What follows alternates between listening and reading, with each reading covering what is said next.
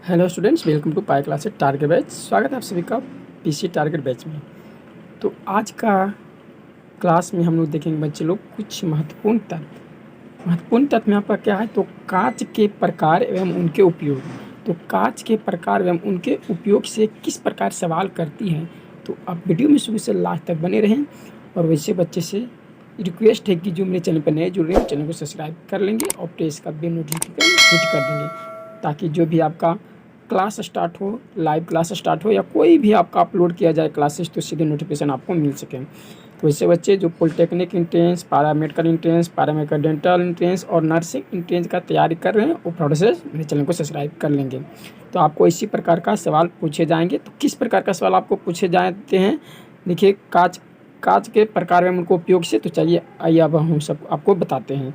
आप लोग ध्यान से देखिएगा और समझिएगा कि आपका सवाल के प्रकार एवं उसके उपयोग से किस प्रकार आपका सवाल पूछे जाते हैं। तो वैसे बच्चे जो BCEC या फिर DCEC इंट्रेंस एग्ज़ाम 2022 के लिए, इंट्रेंस एग्ज़ाम के लिए किसके लिए बाबू लोग, तो इंट्रेंस एग्ज़ाम के लिए तैयारी कर रहे हैं, वो फटाफट से सब्सक्राइब कर देंगे और प्रेस का बेल नोटिफिकेशन ऑन कर देंगे। और जो अभी तक भी क्लास को लाइक नहीं किया, क्लास को लाइक कर देंगे। देखिए आपका जो कह रहा है कि फ्लिंट कांच, तो फ्लिंट कांच से आपका सवाल करती है कि फ्लिंट कांच यानी कि कैमरा दूरबीन लेंस में जो कांच का उपयोग किया जाता है वह किस कांच का उपयोग किया जाता है, तो यहाँ पे फ्लिंट कांच का उपयोग किया जाता है। ठीक है, तो आप सबको याद है। अगर सवाल आप इस करते हैं कि बताइए कि कैमरे जो होता है वह किस कांच का उपयोग किया जाता है, तो आपका फ्लिंट कांच का उपयोग किया जाता है। दूरबीन में फ्लिंट कांच का उपयोग किया जाता है और लेंस बनाने में, लेंस में आपका फ्लिंट कांच का उपयोग किया जाता है। इस प्रकार आपका सवाल कर आपको पूछती है। अब देखिए यहाँ पे है पायरेक्स कांच,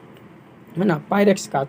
तो पायरेक्स कांच कहता है कि प्रयोगशाला का उपकरण बनाने में। तो अगर आपसे सवाल करेगी प्रयोगशाला के उपकरण बनाने में किस कांच का प्रयोग किया जाता है, तो आपको पायरेक्स कांच का प्रयोग किया जाता है। बहुत ही इंपॉर्टेंट या फैक्ट सारे हैं।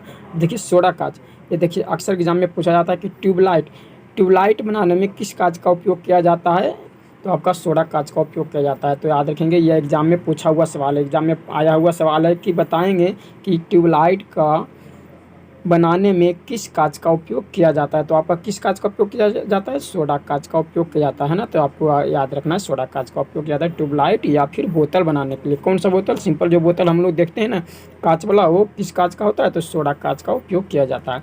चलिए नेक्स्ट में कहता है क्राउन कांच। अब देखिए क्राउन कांच से क्या क्या बनाया जाता है, तो क्राउन कांच से विद्युत बल्ब बनाने में, जो आप विद्युत बल्ब देखते हैं, कौन सा विद्युत बल्ब, येलो वाला जो रोशनी देता है वो विद्युत बल्ब, जो एडिशन, जिसे हम लोग एडिशन बल्ब भी कहते हैं, है ना। तो एडिशन बल्ब जो बनाया जाता है वह किस कांच का होता है, विद्युत बल्ब, तो आपका क्राउन कांच का होता है ना। तो ये एग्जाम में पूछा जाता है कि एडिशन बल्ब किस कांच का बनाया जाता है, तो क्राउन कांच का बनाया जाता है। ये आपको सबको याद रखनी है कि एडिशन बल्ब किसका बनाया जाता है, क्राउन कांच का बनाया जाता है। चलिए नेक्स्ट में देख लेते हैं। नेक्स्ट में है क्रूस कांच।